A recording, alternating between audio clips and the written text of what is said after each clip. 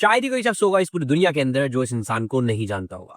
एक अकेला इंसान काबू किए बैठा है पूरे 2.6 करोड़ की पॉपुलेशन को। एंड ये डिसाइड करता है इस पूरे देश के अंदर जनता क्या करेगी, किस तरह कपड़े पहनेगी, किस तरह हेयर स्टाइल कटवाएगी या फिर किस तरह के गाने सुनेगी। वो तक जुलाई के महीने के अंदर ही एक वहां का युवक ने साउथ कोरिया के किसी पॉप सिंगर्स का गाना सुन लिया, इसलिए उसको सजाए मौत दे दी, क्योंकि साउथ कोरिया के सिंगर्स बैन है उस कंट्री के अंदर। इस इंसान का नाम है किम जोन।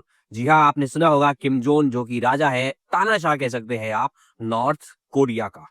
एंड नॉर्थ कोरिया में जो भी होता है यही इंसान डिसाइड करता है कि नॉर्थ कोरिया के लोग किस तरह से रिएक्ट करेंगे। यहाँ कोई भी जुर्म होता है तो उसकी सजा सिर्फ उस इंसान को नहीं मिलती जिसने जुर्म किया है, बल्कि पूरी पीढ़ी को मिलती है। यहाँ अगर जुर्म दादा ने किया है तो उसकी सजा पोते तक को मिलेगी। एंड उसको बोलते हैं गिल्टी बाय एसोसिएशन। ये कानून लागू होता है नॉर्थ कोरिया में। भले इस कंट्री का नाम डेमोक्रेटिक आता है, लेकिन इस कंट्री के अंदर डेमोक्रेसी की परछाई तक नहीं है। नॉर्थ कोरिया को वेस्ट के अंदर है चाइना एंड साउथ के अंदर है साउथ कोरिया। नॉर्थ कोरिया और साउथ कोरिया को जो लाइन बीच में से बांटती है उसको बोलते हैं 38 पैरेलल। आपने देखा होगा ट्रंप की जो फोटो है नॉर्थ कोरिया के तानाशाह किम जोन के साथ, जिसके बीच में से गुजर रही है 38 पैरेलल। ये देश आज जितना आइसोलेट दिखता है पूरी दुनिया के अंदर, जितना कटा हुआ दिखता है, पहले ऐसा नहीं था।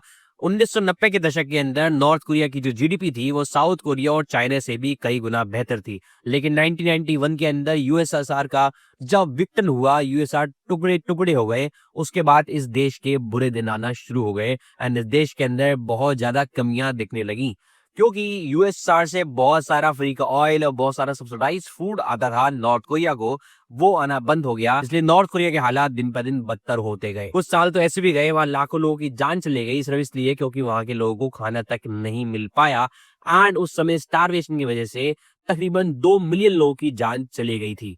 नॉर्थ कोरिया एक टाइटली गवर्न कंट्री है। वहां की सरकार की नजर रहती है वहां के हर इंसान पर कि वहां का इंसान किस तरह से काम कर रहा है, किस तरह से रिएक्ट कर रहा है। इस कंट्री में हर 5 साल के अंदर इलेक्शन होते हैं, बिकॉज कंट्री के नाम के अंदर लिखा है डेमोक्रेटिक। लेकिन हर साल ये एक रूल है कि वहां के रूलिंग पार्टी के लोग ही वहां सत्ता में आएंगे, वो ही खड़े हो सकते हैं, वहां के लोगों को उन्हीं को वोट देना होगा। इसलिए नॉर्थ कोरिया का जो वोटिंग परसेंटेज का शेयर है वो 99.9% है, बिकॉज नॉर्थ कोरिया के अंदर आप स्किप नहीं कर सकते इलेक्शन, आपको वोट देना ही पड़ेगा। एंड वहां उनके पास कोई और ऑप्शन भी नहीं है कि वो किसी और को वोट दें, बिकॉज उनको रूलिंग पार्टी को ही वोट देना पड़ता है।